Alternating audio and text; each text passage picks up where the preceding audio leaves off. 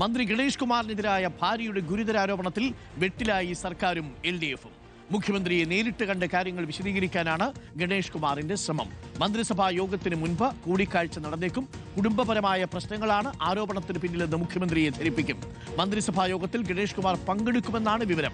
അതിനിടെ മന്ത്രിയുടെ രാജി ആവശ്യം കടുപ്പിക്കുകയാണ് പ്രതിപക്ഷം. വഴിയിൽ തടയുമെന്ന് KSU മുന്നറിയിപ്പ് നൽകി.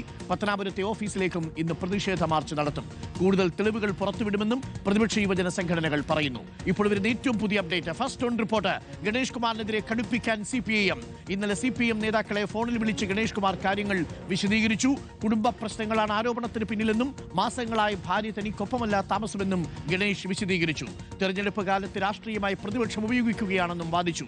എന്നാൽ ഗണേഷ് കുമാറിന്റെ വിശദീകരണം തൃപ്തികരമല്ലെന്നാണ് CPIM നിലപാട്. കടുത്ത തീരുമാനത്തിലേക്ക് നീങ്ങിയേക്കുമെന്നാണ് സൂചനകൾ.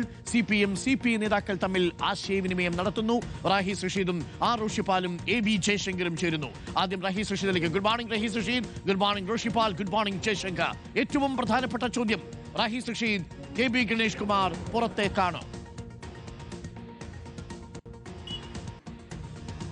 Good morning Arunkumar. KB Ganesh Kumar മന്ത്രിസഭയിൽ നിന്ന് പുറത്തേക്കാണ് എന്ന സൂചനകളാണ് CPIM-ന്റെ പ്രധാനപ്പെട്ട നേതാക്കളിൽ നിന്ന് ലഭിക്കുന്നത്. ഇന്നലെ വൈകുന്നേരം ഗണേഷ് കുമാർ പല CPIM നേതാക്കളുമായി ഫോണിൽ ബന്ധപ്പെട്ടിരുന്നു. അദ്ദേഹത്തിന്റെ വിശദീകരണം പറയാനാണ് കൂടുതൽ സമയം ചെലവഴിച്ചത്. 3 കാര്യങ്ങളാണ് ഗണേഷ് കുമാർ പറയുന്നത്. ഒന്ന്, കുടുംബപരമായ പ്രശ്നങ്ങളാണ് ബിന്ദു മേനോനും താനും തമ്മിലുള്ളത്. ആ പ്രശ്നങ്ങളുടെ അടിസ്ഥാനത്തിലാണ് ഇത്തരം ആരോപണങ്ങൾ വരുന്നത്. കഴിഞ്ഞ കുറച്ചു മാസങ്ങളായി ബിന്ദു മേനോൻ തനിക്കൊപ്പം വീട്ടിലല്ലായിരുന്നു താമസം, ഞങ്ങൾ പ്രശ്നങ്ങളിലായിരുന്നു, മാറി താമസിക്കുകയായിരുന്നു എന്ന കാരണം ഗണേഷ് കുമാർ പറയുന്നു. മറ്റൊന്ന്, തെരഞ്ഞെടുപ്പ് സമയമാണ്. ഈ വിവരങ്ങൾ കുറച്ചു കിട്ടിയ പ്രതിപക്ഷം രാഷ്ട്രീയമായി ഉപയോഗിക്കുകയാണ്. മണ്ഡലത്തിലെ ജനങ്ങൾക്ക് തനിക്കെതിരെ ഒരു പരാതിയുമില്ല, വ്യക്തിപരമായി നടക്കുന്ന കാര്യങ്ങൾ അങ്ങനെ തന്നെ കാണണം എന്ന റിക്വസ്റ്റാണ്, വിശദീകരണമാണ് CPIM-ന്റെ നേതാക്കൾക്ക് മുന്നിൽ KB ഗണേഷ് കുമാർ വെച്ചത്. പക്ഷേ അത് അംഗീകരിക്കാൻ കഴിയുന്ന ഒരു വിശദീകരണമല്ല എന്ന നിലപാടിലാണ് CPIM നേതാക്കളുള്ളത്. അതിൽ പല തരത്തിലുള്ള പ്രശ്നങ്ങൾ ഗണേഷ് കുമാറിനെതിരെ മുമ്പ് ഉയർന്നിട്ടുണ്ട്.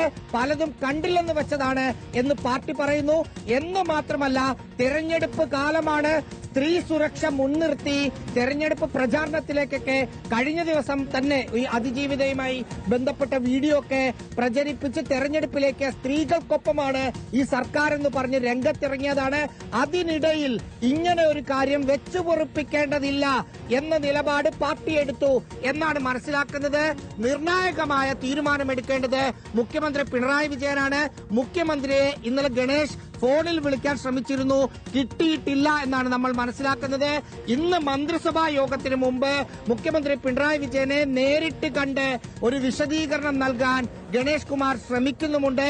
അത് മുഖ്യമന്ത്രി ചോദിച്ചിട്ടല്ല എന്നാണ് മനസ്സിലാക്കുന്നത്. പകരം സ്വന്തം നിലയിൽ തന്റെ വിക്കറ്റ് തെറിക്കും എന്ന് മനസ്സിലാക്കിയ ഗണേഷ് കുമാർ നടത്തുന്ന ഒരു നീക്കമായാണ് അതിനെ കാണുന്നത്. മുഖ്യമന്ത്രി അതിന് അനുമതി നൽകിയിട്ടുണ്ടോ എന്ന കാര്യം ഉറപ്പില്ല. പക്ഷേ ഇന്ന് മന്ത്രിസഭാ യോഗത്തിൽ പങ്കെടുക്കാൻ വേണ്ടി തിരുവനന്തപുരത്തേക്ക് എത്തും എന്നാണ് ഗണേഷ് കുമാറിനൊപ്പമുള്ള ആളുകൾ പറയുന്നത്. അതിനു മുമ്പ് മുഖ്യമന്ത്രിയെ കാണാനുള്ള ശ്രമം നടക്കുന്നു. CPIM നേതാക്കൾ CPI നേതാക്കളുമായി ആശയവിനിമയം നടത്തിയിട്ടുണ്ട്. CPI-യും ഗണേഷ് കുമാറിനെ മുൻനിർത്തി മുന്നോട്ട് പോകേണ്ടതില്ല എന്ന നിലപാടെടുത്തു എന്ന് മനസ്സിലാക്കുന്നു.